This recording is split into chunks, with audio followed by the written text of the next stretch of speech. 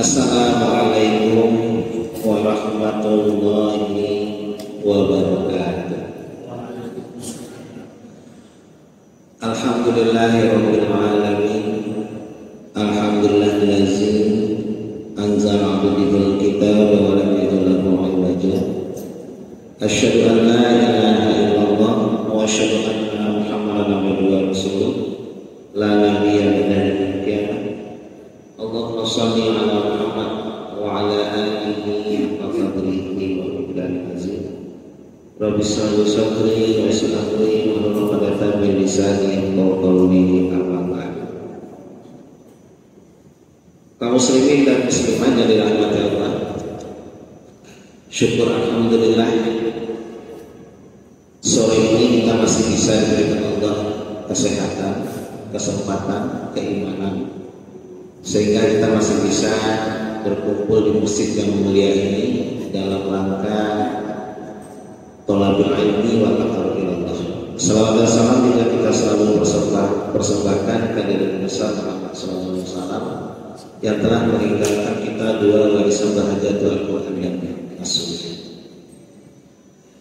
Tentang topik yang kita bicarakan tentang puasa Arafah, ini memang berbeda ya antara Muhammadiyah dengan pemerintah. Tidak usah kita bahas titik perbedaannya, kita saling menghormati saja. Kalaupun kita mengatakan bahwa puasa Arafah itu yang berkaitan dengan Arafah, yang punya Arafah ya Saudi. Kita kan nggak punya Arafah. Kalau Mbak Arafah ada ya. Tapi yang punya Arafah kan Saudi. Ya tergantung dia dong. Nah Saudi kebetulan sama dengan Muhammadiyah. Lalu bicara tentang matla'ul bulan. Ya walaupun kesepakatannya ittihad ru'yah wa ikhtilaf ru'yah itu memang menjadi perbedaannya. Bahwa matla'ul al-qamar itu berbeda setiap daerah. Oke, kita terima, nggak ada masalah. Setiap negara bisa menggunakan ittihadul ru'yah, penyatuan ru'yah. Misalnya Indonesia nggak lihat ru'yah, sudah diteropong gitu, nggak kelihatan gitu. Tiba-tiba Malaysia ngaku lihat ru'yah. Kami lihat kata Malaysia. Boleh nggak Indonesia ikut Malaysia? Boleh nggak Indonesia ikut Malaysia? Dalam konsep ittihad ru'yah,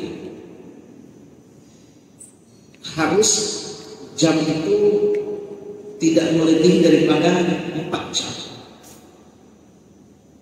Sebab daerah yang disinari oleh bulan itu tidak boleh berbeda 4 jam. Kalau Amerika sama Indonesia nggak bisa, karena 12 jam. Berarti kalau Indonesia nggak lihat bulan, tiba-tiba Malaysia nggak melihat, ada kok kata Malaysia, saya lihat. Boleh nggak kita ikut Malaysia? Boleh, karena kita perbedaan cuma 1 jam. Tapi kalau perbedaannya sampai 4 jam, itu berbeda. Yang jelas, Arafah itu punya Saudi. Al-Hajj Arafah, haji itu adalah Arafah. Berarti yang punya Arafah itu adalah Saudi. Berarti kita ikut Saudi. Berarti kita puasa Arafahnya besok ya. Dengan di belakang tanggal 28 Rabu. Ya sama dengan Saudi. Orang Menteri Agama yang mengumumkan Kamis, dia lebarannya Rabu. Karena dia di itu yang pertama. Yang kedua, puasa Arafah ini adalah puasa sunnah. Puasa sunnah yang memang agak digalakan sama Rasulullah. Sebab jemaah haji pada tanggal 10 di sana kan nggak ada Idul Adha. Ketika haji nggak ada Idul Adha. Jadi ketika kegiatan tanggal 10 itu adalah jemaah haji ke Mina melempar jumrah. Kalau sempat ke Mekah, tawaf ifadah, sahih, cukur rambut, udah selesai rangkaian haji. Tinggal nanti melaksanakan jamarah, dia kembali ke Mina, nginep 2 hari, lempar, pulang, selesai. Ibadah haji itu cuma 4 hari. Ibadah haji itu cuma 4 hari. Makanya haji-haji khusus ya, atau haji-haji undangan itu berangkatnya sudah sela-sela Arafah gitu. Seperti Anis kemarin ya, dapat undangan kerajaan Saudi. Dia berangkatnya tanggal 23. Kan sudah dekat-dekat Arafah ya. Padahal penerbangan sudah tutup. 10 hari menjelang Arafah penerbangan tutup untuk reguler. Cuma untuk yang istimewa saja. 23 beliau berangkat, sampai di sana disambut oleh kerajaan Saudi sekeluarga. Itulah kondisinya. Baiklah, sebelum kita membahas apa kelebihan puasa Arafah, kita bahas dulu haji. Bahwa haji ini adalah nampak jelas perjuangan Nabi Ibrahim, Nabi Ismail, dan Bunda Hajar. Bukan Siti Hajar ya. Siti itu bahasa Indonesia, Siti Aisyah. Ada Siti Aisyah. Bunda Aisyah. Kenapa 3 orang ini diabadikan Allah dalam perjalanan haji? Karena kekuatan imannya 3 orang itu luar biasa. Karena haji itu adalah menggabungkan 2 kekuatan. Kalau haji 4, sholat dan puasa itu kekuatan iman, kekuatan fisik. Zakat, iman, ekonomi. Tapi kalau haji langsung 4 kekuatan. Pertama kekuatan iman, harus kuat dulu imannya. Yang kedua kekuatan ekonomi. Jangan dibolak-balik. Ekonomi kuat, iman gak kuat, gak apa juga gitu. Iman segitu bisa buat modal dagang. Setelah iman kuat, ekonomi kuat, fisik harus kuat. Sebab ibadah haji itu ibadah fisik. Kemarin embarkasi Solo memulangkan 8 orang ya, tidak bisa ikut haji karena sakit, demensia akut. Demensia itu bahasa kitanya pikun ya, sudah pikun banget itu. Dipulangkan sama embarkasi Solo. Setelah fisik kuat, ilmu pengetahuan juga harus kuat. Harus mengerti mana rukun haji, mana wajib haji. Yang wajib boleh diwakilkan kecuali Arafah. Mana yang sunnah haji. Jadi ada 4 kekuatan: iman, ekonomi, fisik, dan ilmu pengetahuan. Kekuatan iman. Kekuatan iman ini diberikan contoh oleh 3 manusia suci tadi. Nabi Ibrahim, Nabi Ismail, dan Bunda Hajar. Kenapa? Kekuatan imannya luar biasa orang bertiga ini. Kalau sudah perintah Allah, tidak ada ruang untuk bertanya, tidak ada ruang untuk mendebat, tidak ada ruang untuk mengkritisi. Kalau sudah perintah Allah, ya sudah. Ini kekuatan iman.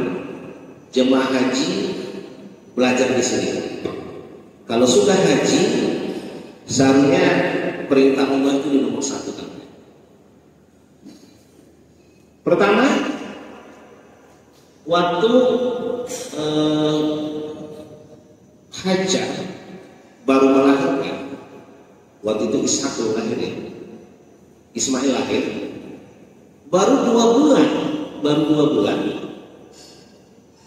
usia Ismail pada saat itu, disuruhlah mengantarkan ke Mekah. Jangan bayangkan Mekah sekarang dan ke Mekah dulu ya. Mekah dulu itu tahun 4000 tahun sebelum Masehi. Itu sepi mahal. Gunung batu, nggak ada kehidupan. Jangankan manusia, jin aja nggak ada lewat.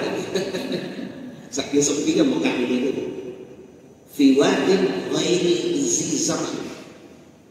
Ya Ibrahim, antarkan istrimu ke sebuah lembah yang tidak ada pohon-pohonan. Sekarang aja pada ditanam, ngambil tanah dari India. Ya Ibrahim patuh, dibawalah istri tanpa ngomong ya. Dek, ikutnya kemana? Ikutnya ke Dek. Bawa Ismail. Hajar berpikir pada saat itu. Dia diajak kemana? Itu karena Sarah cemburu. Sarah cemburu karena Hajar sudah melahirkan. Sedangkan Sarah belum. Sarah itu belum melahirkan. Itu aja kepikiran Hajar pada saat itu. Ya wajar lah ya. Namanya istri pertama, istri kedua itu kan beda ya. Apalagi istri kedua.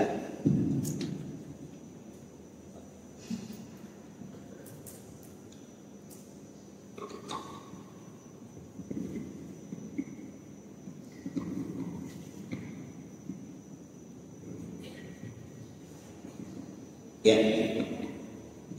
wajarlah Hajar berpikiran macam-macam ya. Karena memang rumah tangga kan konfliknya agak besar ya kalau istrinya 2, 3, 4 dan itu biasa. Akhirnya sampai di Mekah ditaruhlah Hajar sama Ismail. Ditinggal, nggak ngomong apa-apa pun, ditaruh anak dan istri. Beliau kembali ke Mekah, beliau pulang ke Palestina. Hajar kaget gitu, loh, saya kok ditaruh di sini gitu. Dikejarlah sang suami. Mas, kalau bahasa kita ya, masih. Kenapa kami ditinggal di sini? Padahal Hajar berpikir, ini pasti usulan Sarah. Pasti Sarah yang nyuruh ini. Kenapa kami tinggal di sini?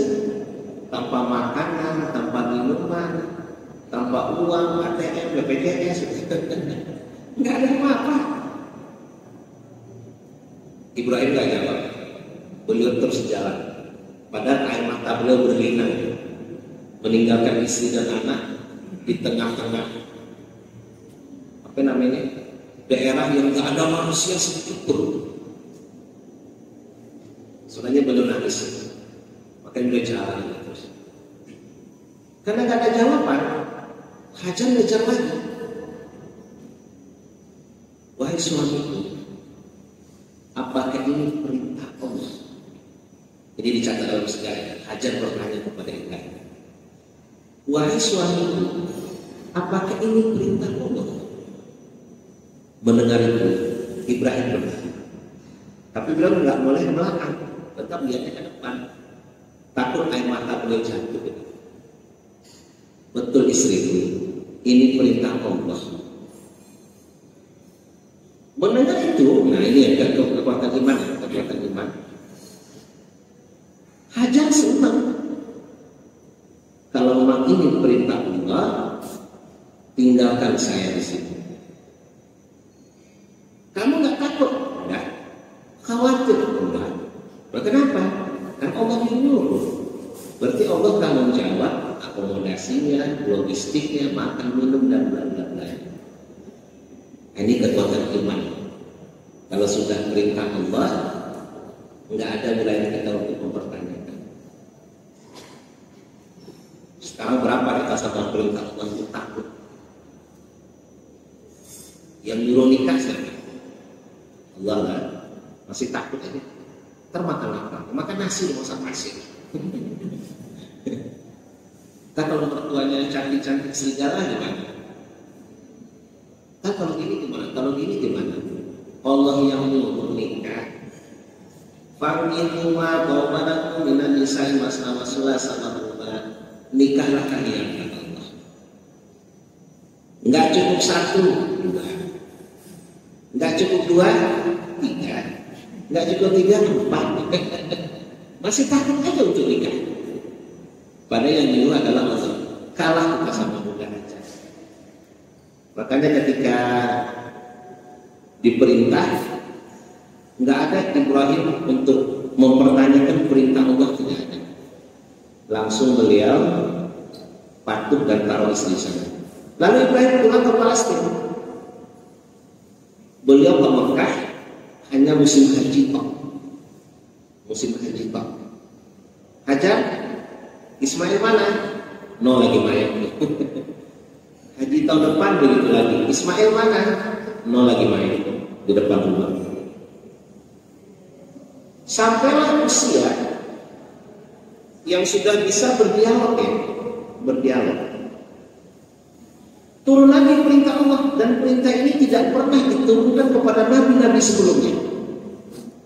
Nggak ada perintah ini kepada nabi sebelumnya. Dan itu ini arrafil manani, mimpinya seorang nabi itu adalah perintah. Dipanggil anak tercinta Ibrahim, sembelih anakmu. Padahal anak satu-satu ini ya. Nggak pernah Ibrahim bertanya sama Allah, ya Allah kenapa anak saya? Boleh nggak anak tetangga? Anak Pak RT, Pak RW? Nggak ada ya untuk mempertanyakan perintah. Sembelih anak ya sembelih anak, bukan mertua. Dan memang anak yang disuruh anak adalah belahan jiwa. Untuk ngetes iman itu begitu, yang berat. Seandainya perintahnya bukan anak, mungkin santai. Ibrahim, sembelih mertuamu. Oh sama. Emang ingin ya Allah itu. Satu aja deh kata Allah, dua aja sekian ya Allah. Kalau perintahnya sembelih mertua, senang Ibrahim. Atau perintahnya istri Ibrahim, sebelah istri. Oh senang. Tapi ini anak kandung semata wayang, belahan jiwa. Pokoknya gitu-gitu deh. Dan Ibrahim tidak bertanya, langsung patuh. Siap itu, saya lakukan. Pergilah beliau ke Mekah, ketemulah dengan sang anak. Wahai anakku, ayah punya berita gembira. Apa ya? Dia siswa? Bukan. Siswa. Ayah disuruh nyembelih kamu. Kaget Ismail. Ini perintah belum pernah diturunkan kepada nabi sebelumnya. Nabi Nuh, Nabi Saleh, Nabi Idris belum pernah penyembelihan anak itu. Sembelih anak. Ismail kaget itu. Sembelih ya? Iya. Pakai golok dong? Iya, apalagi. Putus dong leher saya? Iya. Mati dong? Iya. Lalu Ismail bertanya kepada Ibrahim, ya abadi, wahai bapakku, apakah penyembelihan ini perintah Tuhan? Apakah ini perintah Allah gitu? Ibrahim menjawab, betul anakku, ini perintah Allah. Mendengar nama Allah, bersemai iman Ismail. Kekuatan imannya, iman Ismail bersemai. Wahai ayahku, apa jawab beliau? Diabadikan oleh surah As-Saffat 111. Ya abadi, abadi itu panggilan kesayangan. Ya abadi, ya abi, abadi. If'al ma tu'mar. Lakukanlah yang Allah perintahkan. Satajiduni insyaallah minas sabirin. Saya insyaallah sabar ya. Bayangkan ya, mau disembelih, mau dimatiin. Tapi saking takutnya sama perintah Allah, pasti. Bahkan dalam riwayat, Ismail mengajarkan ayahnya, ya, sebelum ayah nyembelih saya, asah dulu golongnya, asah dulu biar langgeng. Nanti dia nyembelih dia, cek. Begitu golong nempel di leher saya, pejamkan mata ayah. Dia tidak kasih melaksanakan perintah Allah. bahasa Arabnya rokfah ya. Kita tidak boleh rokfah ketika hukuman itu tidak ada. Misalnya LGBT hukumannya apa? Kalau ada LGBT tertangkap dalam Islam, hukumannya dibuang dari gedung paling tinggi. Jogja gedung paling tinggi apa? Gedung paling tinggi Jogja gedung apa ya? Gedung UIN aja kan ya? Paling tinggi kan? Didorong ke bawah. Becok.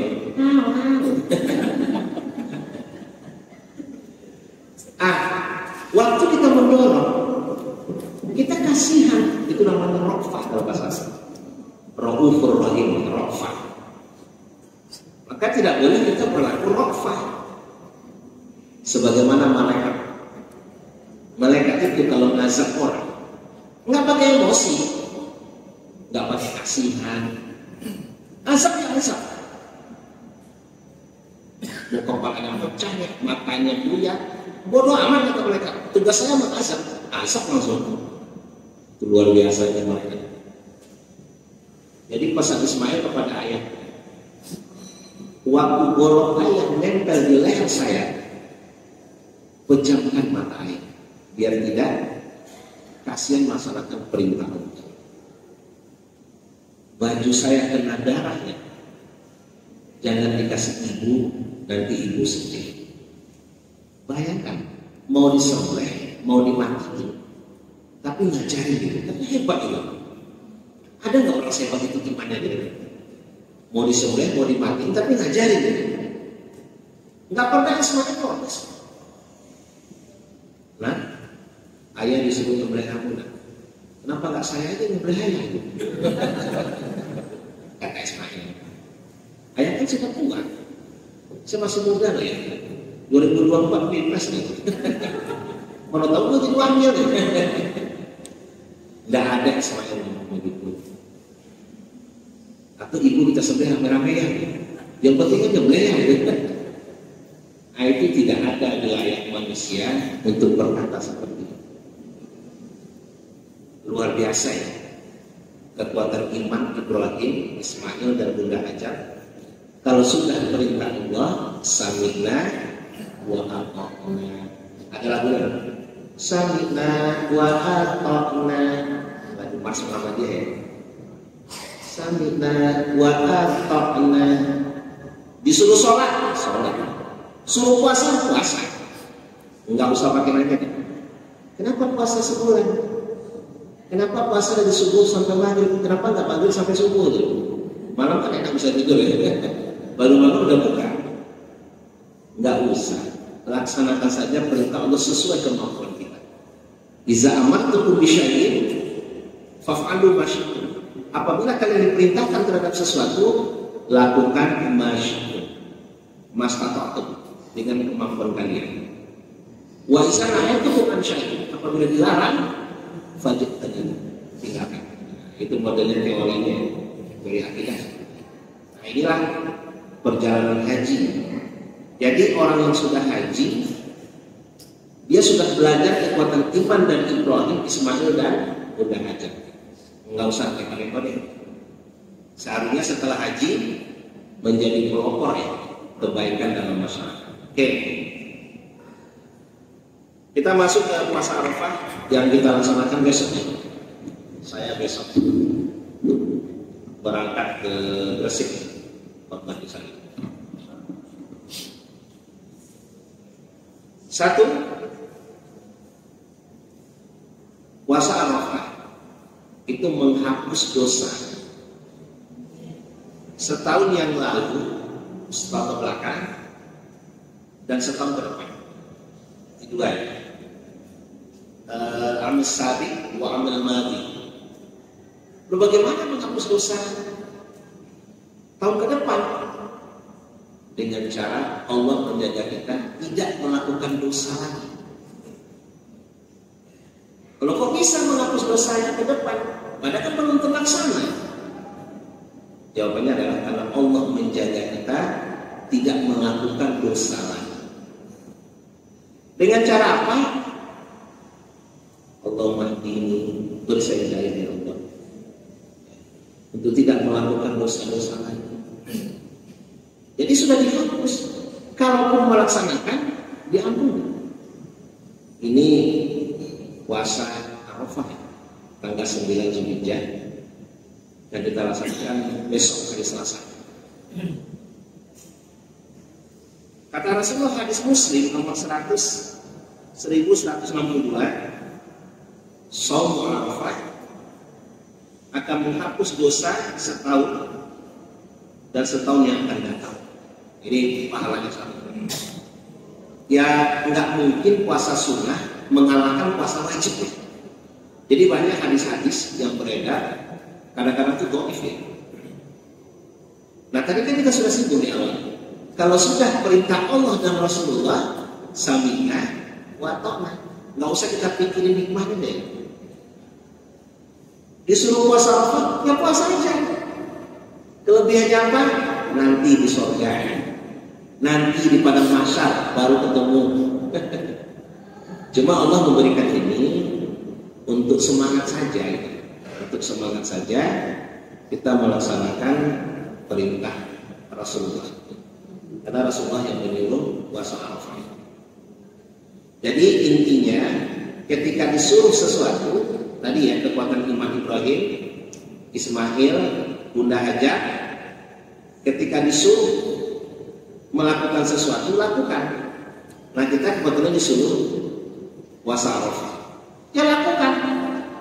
Hikmahnya nanti, kebaikannya nanti. Nanti setelah meninggal baru tahu deh gitu.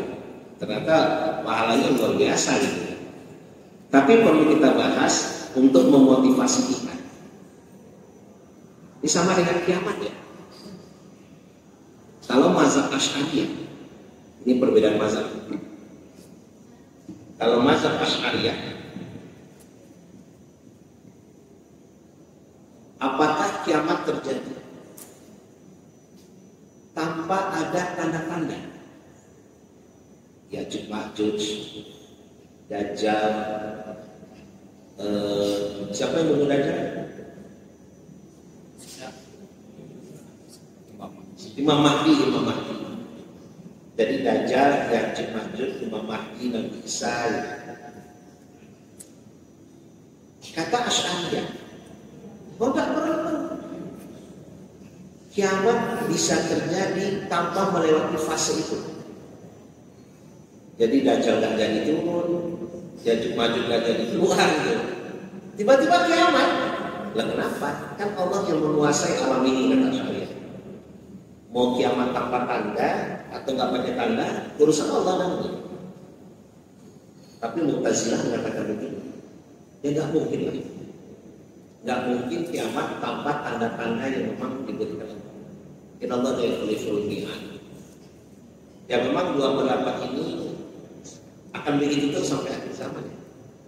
Tapi dalam Al-Quran, datangnya kiamat ini adalah baghtatan, tiba-tiba, tanpa ada petunjuk. Saya pernah membaca sebuah buku tentang kiamat ini yang diriwayatkan oleh Ibnu Hajar Asqalani, pengarang Fathul Bari, dan Imam Suyuti. Dua ulama ini ulama besar ya, nggak main-main. Mereka mengkaitkan bahwa kiamat itu terjadi 1477 Hijriah. Sekarang 1444. Berarti tinggal 37 tahun lagi dong itu. Mereka berdasarkan hadis dhaif ya, bahwa umur umatku, kata Rasulullah, tidak lebih daripada 1500 tahun. Lalu mereka menghitung dikurangi masa hijrah, masa-masa yang lain. Mereka ukur waktunya adalah 1447 Hijriah. Lalu saya hitung sendiri dong. Nabi Isa 30 tahun di muka bumi. Sekarang kita hitung ya. 1477 kurang 30. Kira-kira jatuh 43. Oke. 77 dikurangi 30 jatuhnya 1443. 47. 47. Berarti 7 tahun lagi nanti satu. Benar nggak? 1447 ya, benar ya. Lihat kondisi dunia ketika nanti satu. Amerika sudah kehilangan 3 banknya, bangkrut Amerika. Ekonomi Amerika morat-marit, utangnya 450.000 triliun, utang Amerika itu. 450.000 triliun. Kita baru 7.000 gitu. Ekonomi Amerika stunting sekarang, miskin ya, karena kebanyakan perang. Perang itu kan butuh duit. Sekali rudal dilemparkan begitu, itu miliaran dolar ngekok. Perang sama Iran percuma. Sebab di Irak yang meninggal orang-orang tua. Orang tua nggak dibom juga mati sendiri. Rugi dong mereka ya rugi. Yang dibom orang tua. Berapa dana dihabiskan perang itu? Jadi sekarang untungnya ada daya. Inflasi di Amerika 9%. Indonesia masih aman ya, 4,6%. Bahkan Sri Mulyani janji dari Bukit Tinggi turun menjadi 3,6%. Wah hebat dong sebenarnya. Dunia lain aja mencerit. Inggris panas tinggi di situ, 40 derajat. Jalan meleleh. Jalan kereta itu melengkung, saking panasnya loh. Di Inggris, inflasinya 11%. Eropa sekarang menjerit. Ini perang Rusia sama Ukraina, nggak akan ada tanda-tanda berakhir. Walaupun Prabowo dulu damai, nggak mau ya. Bodo amat, emang lu siapa ya? Emang lu siapa ngajak-ngajak di luar? Nggak ada tanda-tanda berakhir perang ini. Padahal Rusia itu negara besar. Negara terbesar di dunia itu yang Rusia. Jadi embargo nggak ada masalah. Dia punya cadangan gas banyak. Dia punya gandum banyak. Silakan aja dia embargo itu. Nggak ada masalah saya mah. India juga panik. Ini global warming ya. Sekarang sampai ke Thailand. Thailand itu panas sampai 38 derajat. Padahal Thailand itu negara dekat katulistiwa ya. Kok bisa sepanas itu gitu? Ini global warming. Es sudah mencair di kutub utara 80.000 ton sebesar Pulau Jawa. Itu es yang mencair di kutub utara. Jadi nanti kutub utara selatan itu nanti berputar. Jadi matahari terbit memang dari barat, dari arah Godean. Begitu terbit matahari, dari Godean gitu. Waktu itu tertutuplah pintu tobat. Tertutup pintu tobat. Kalau sudah matahari nongolnya di Godean. Ya kan, saya orang timur ya, saya orang Bangku. Jadi saya mencontohkan di Godean dulu. Jadi Godean, kok bukan dari timur, dari barat gitu. Jadi kiamat ini dipercayai oleh ahli-ahli fisika non-muslim. Mereka sudah percaya ada kiamat. Jadi kalau orang Islam nggak percaya kiamat, goblok. Orang kafir aja percaya gitu. Cuma bedanya dengan kita. Bagi orang kafir, kiamat itu terjadi. Kehancuran alam raya ini nanti ada.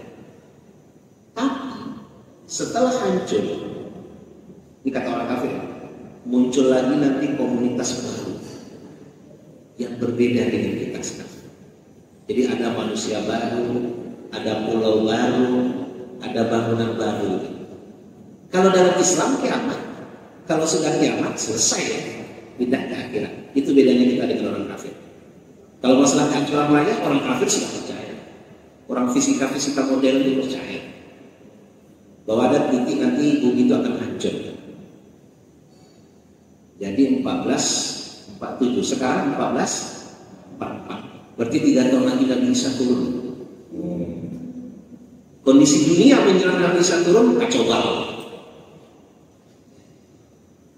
Nah sekarang raksasa-raksasa dunia ekonominya pada hancur. Amerika berantakan sekarang. Pada Amerika itu kan polisi dunia. Cina juga banyak utang. Ada nggak sih negara nggak punya utang? Nggak tahu, ada kali ya? Saya juga nggak tahu. Oke, itu yang pertama ya. Yang kedua,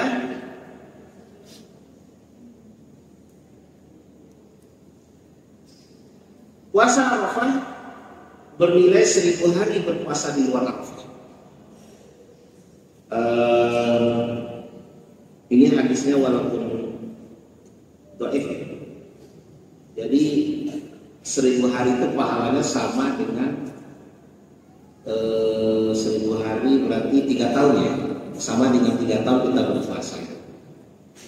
Tadi kita tag di awal ya. Kalau sudah perintah Allah laksanakan. Tanpa kita memikirkan manfaatnya, tanpa kita memikirkan kelebihannya, kekurangannya, gitu. Itu nggak wajar kita sebagai manusia. Puasa apa ya puasa saja. Yang ketiga, dibukakan 30 pintu kebaikan, ditutup 30 pintu keburukan. Dibukakan 30 pintu kebaikan dan ditutup 30 pintu keburukan. Ini diriwayatkan dari Aisyah. Wahai Aisyah, sabdakanlah,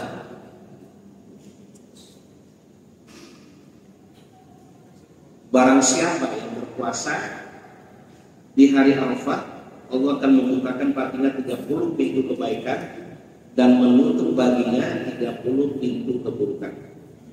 Jika dia sudah berbuka dan minum air, maka setelah keringat di badannya memintakan ampun untuknya.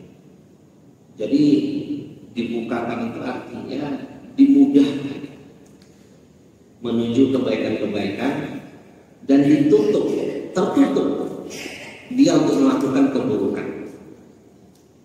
Itu luar biasa ya puasa Arafah itu.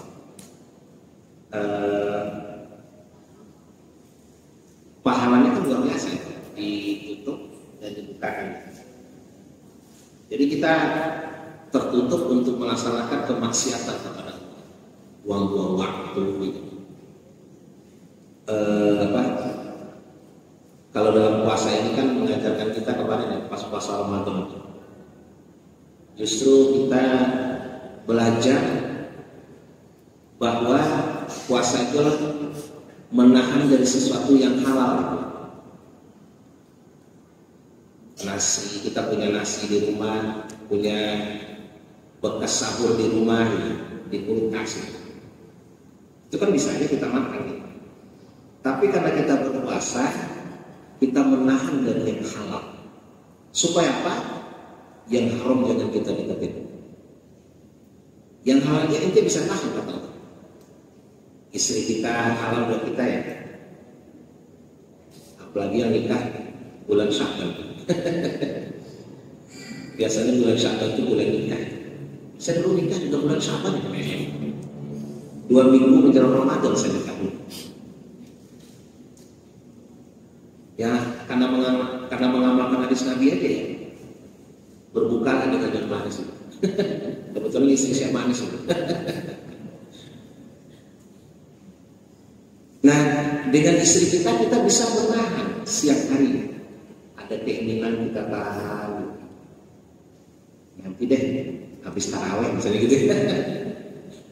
Nah, itu kan kita sudah bisa menahan dari yang hawa nafsu dan yang halal supaya korupsi. Orang kalau ngerti mana puasa, tidak akan ada korupsi, mempermainkan anggaran, mempermainkan apalah namanya itu ya.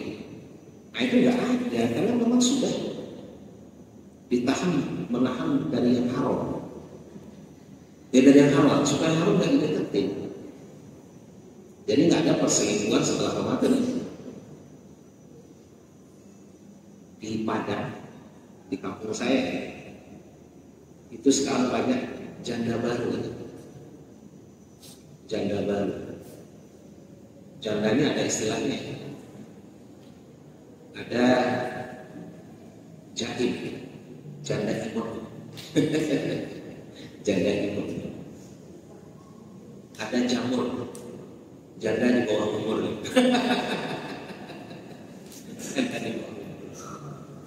Itu penyebabnya katanya dari sekian banyak orang mengajukan perceraian di Padang. Faktor yang paling berat itu adalah reuni. Jadi faktor reuni, ketemu dengan mantannya dulu, akhirnya terpikat dan mengajukan perceraian. Berarti reuni itu berbahaya. Untung saya nggak pernah datang reuni. Saya nggak pernah datang reuni apa aja, gue lewat. Sekarang reuni itu macam-macam. Reuni SMA, SMP, bahkan ada reuni PAUD. Nah sekolah aja nggak sadar reuni PAUD. Sekolah aja diantar, nggak sadar siapa teman satu kelasnya. Reuni TK, ada reuni TK. Untuk gue nggak ada, karena saya jauh. Orang reuni di Padang, gak gue dapat jauh, ngapain gue? Walaupun SMA saya cowok semua sih, gak ada ceweknya. Ternyata reuni mampu juga membayar tanpa pandai. Ya, gak punya iman selanjutnya. Lanjut. Selanjutnya akan mendapatkan istana di surga. Dalam hadis, orang berpasangan apa juga akan disediakan istana di surga yang terbuat dari mutiara, permata, zamrud, emas dan perak. Ini apa ya? Allah janjikan istana di surga. Nah kita di dunia lomba-lombanya punya istana di dunia, ngapain? Istana di dunia itu ribet, bikinnya ribet, bangunnya ribet gitu. Enakan di surga, aman, nggak harus beli, nggak harus bayar PPN. Di dunia ribet juga PPN. Dan akan mendapatkan istana di surga. Insya Allah, amin ya. Enak punya istana di surga ya.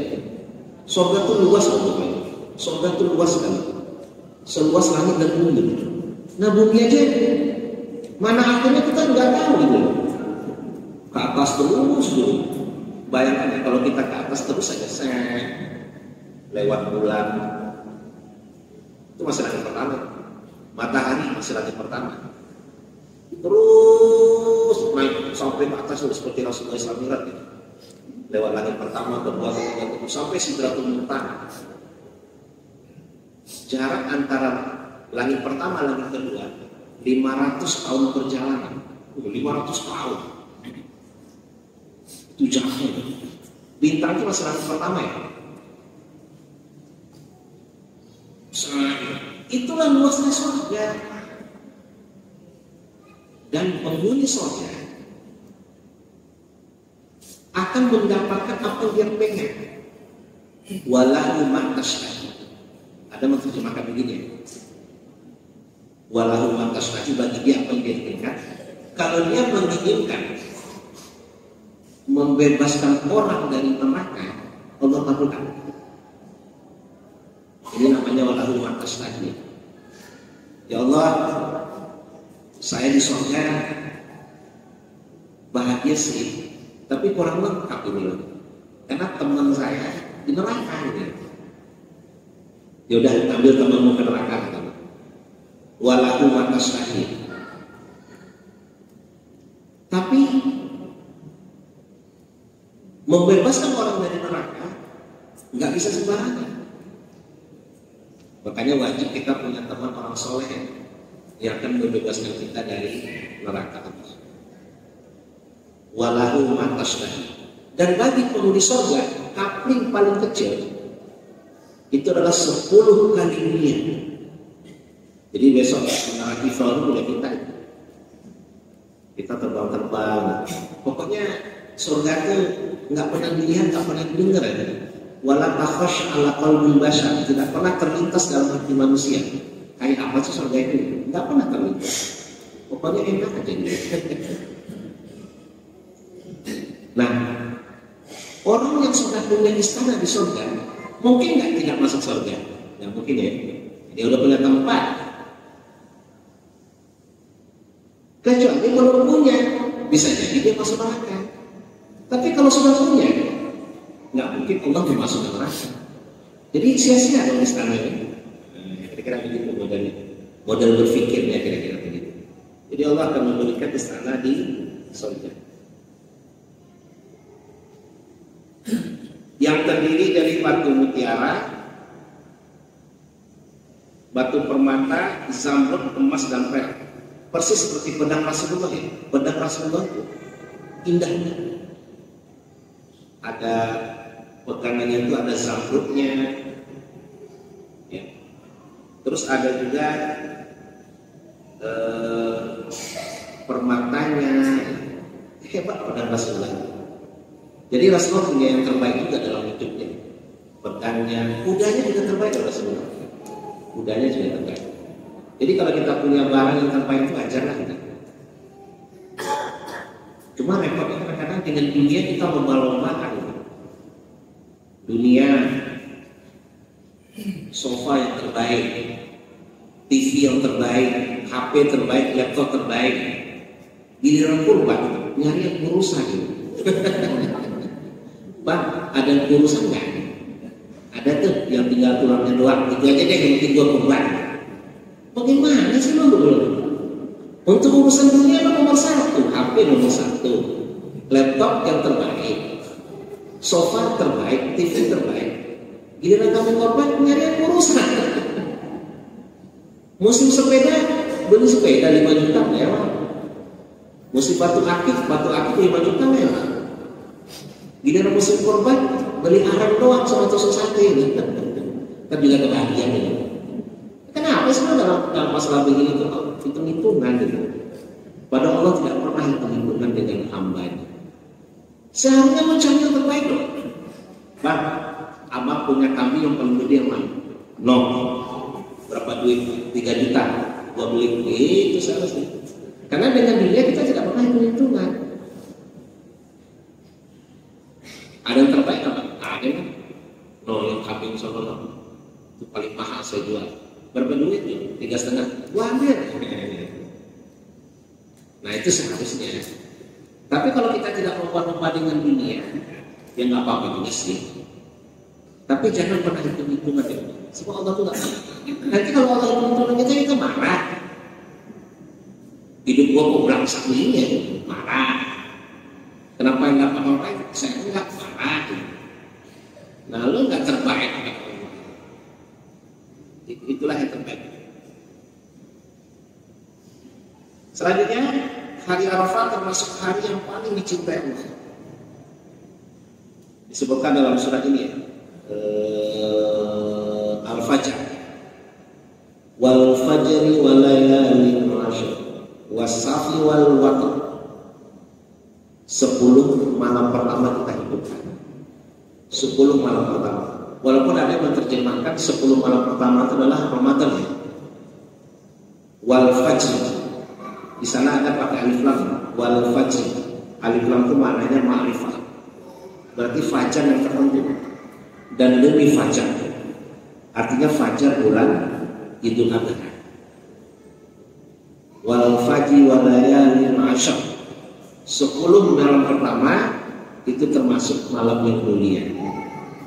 Ya ada menerjemahkan walayal ashr itu Ramadan ya. 10 Ramadan terakhir yang ada Lailatul Qadarnya. Tapi jangan dipisah dong. Allah kan tadi bersumpah wal fajr, demi fajar Idul Adha 10 Zulhijjah. Walayal ashr, dan 10 hari sebelum Idul Adha. Tanggal 1, 2, 3, 4, 5, 6, 7, 10. Yang monggo ya kita hidupkan sedekahnya, zikirnya, sholat malamnya kita hidupkan ya menjelang wal fajri layalin ashr. wasafnya wal watar, dan dengan yang genap dengan yang ganjil. Itu dalam surah Al-Fajr. Puasa Arafah juga merupakan sunnah Nabi SAW. Rasulullah berpuasa pada Arafah. Jadi kita mencontoh Rasulullah ya. Ingat tadi kenapa Nabi dari golongan manusia? Karena manusia ini mencontoh manusia itu lebih gampang.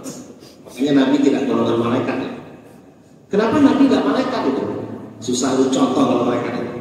Malaikat nggak makan, nggak minum, nggak tidur, nggak nikah, nggak pernah antar anak sekolah gitu. Makanya Nabi itu dari golongan manusia biar gampang ente contoh gitu. Oke, merupakan sunnah Nabi Sallallahu Alaihi Wasallam. Riwayat Nasai dan Ahmad ada 4 perkara yang tidak pernah ditinggalkan oleh Rasulullah. Pertama, puasa Asyura 10 Muharram. Sebentar lagi. Puasa hari Arafah, puasa 3 hari setiap bulan, dan 2 rakaat sebelum subuh. Rakaatul fajri khairum minad dunya wa ma fiha, itu tidak pernah ditinggalkan Rasulullah. Puasa Arafah juga tidak pernah. Puasa 3 hari setiap bulan kecuali Zulhijjah 13, 14, 15. Tanggal 13, 15 itu puasa biasa. Sama puasa Arafah. Ya monggo sebagai umatnya kita mencontoh Rasulullah ya. Jangan pernah meninggalkan puasa Asyura 10 Muharram. Ada lagi perdebatan Tasu'a sama Asyara ya. Menurut saya kalau sudah ajaran ditetapkan oleh Rasulullah sebagai ajaran Islam, nggak usah pakai nunggu-nunggu Yahudi itu. Jadi Rasulullah datang ke Madinah. Lalu orang-orang Yahudi, Bani Quraisyah, Bani Nadir, Bani Banu, ada 3 suku ya, yang nanti diusir sama Rasulullah semuanya. Pengkhianat. Puasa pada hari Asyura. Rasulullah nanya, loh kenapa kalian puasa gitu? Kami merayakan bebasnya Nabi Musa dari kejaran Fir'aun tanggal 10 Asyura. Kata Rasulullah, nahnu ahaqqu bikum, kami lebih berhak puasa daripada kalian. Dan berarti 10 Asyura jangan kita anggap menyamai Yahudi. Itu sudah ditetapkan Nabi, nggak ada sama-sama dengan Yahudi. Itu perdebatannya. Harus dimulai dengan tanggal 9 supaya nggak menyamai Yahudi. Jadi syariah ini, syariah Islam ini, ada yang memang diberikan oleh Allah langsung, ada yang dari umat terdahulu. Jadi kalau sudah ditetapkan Rasulullah, ya udah gitu, nggak usah pakai nanya-nanya gitu. Ya ini pasang surah nanti lagi kita bahas. Yang ke-9, dibebaskan dari api neraka. Wah kita pengen Allahumma ajirna minan nar, Allahumma ajirna minan nar. Kita kan pengennya masuk surga bersama Rasulullah ya. Kloter pertama nggak pakai nangkring dulu di neraka. Pakai nangkring di neraka, Muslim juga ya. Jam berapa buka ada? 35. Mana jamnya? Oh iya. Sekarang?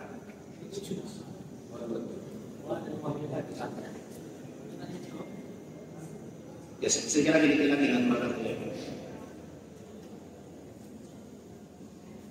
Yang ke-10, dikabulkannya doa-doa kita. Jadi selama puasa Ramadan besok banyak doa ya. Allahumma ajirna minan nar, ya Allah, bebaskanlah kami dari api neraka. Itu bagus dibaca subuh 10, maghrib 10. Allahumma ajirna minan nar, Allahumma ajirna minan nar, Allahumma ajirna minan nar. Jadi keinginan kita nanti kalau sudah di padang mahsyar itu ya, ketika manusia sudah dibangkitkan semuanya, kita tidak ingin mampir dulu di neraka gitu. Gak ingin kita pengen langsung ke surga gitu. Walaupun penghuni neraka nanti yang ada iman dalam hatinya tetap dikeluarkan, tapi kan sudah menjadi penghuni neraka gitu. Nah kita nggak pengen gitu. Makanya kita baca Allahumma hajjina minan nar selama puasa Arafah.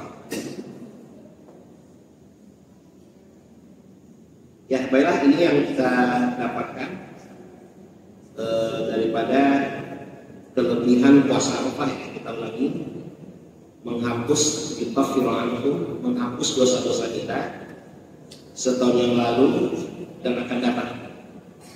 Yang kedua, bernilai 10 hari berpuasa di luar Arafah. 1000 hari itu setahun kan.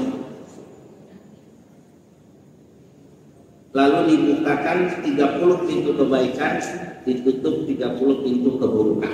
Luar biasa. Mendapatkan istana di surga. Hari Arafah adalah hari yang dicintai. Rasulullah bersabda kepada malaikatnya, lihat hamba-hambaku yang taat berkumpul di Arafah. Mereka memujiku, mentahmidku, dibanggakan sama Allah di hadapan para malaikat.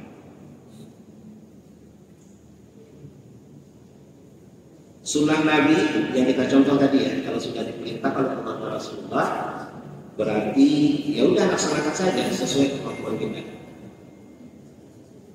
Dibebaskan dari api neraka dan dikabulkannya doa-doa. Jadi kalau kita berdoa di hari Arafah, haji ya, insya Allah doa kita dikabulkan Allah. Inilah Bapak Ibu kajian kita sore ini menjelang berbuka puasa Senin ya, menjelang Arafah. Semoga kajian singkat ini bisa dipahami, bisa diamalkan, dan semoga kita terbebas dari api neraka dan bisa masuk surga. Amin ya rabbal alamin. Terakhir, subhanallahumma wa bihamdika asyhadu an la ilaha illa anta astaghfiruka wa atubu ilaik. Assalamualaikum warahmatullahi wabarakatuh.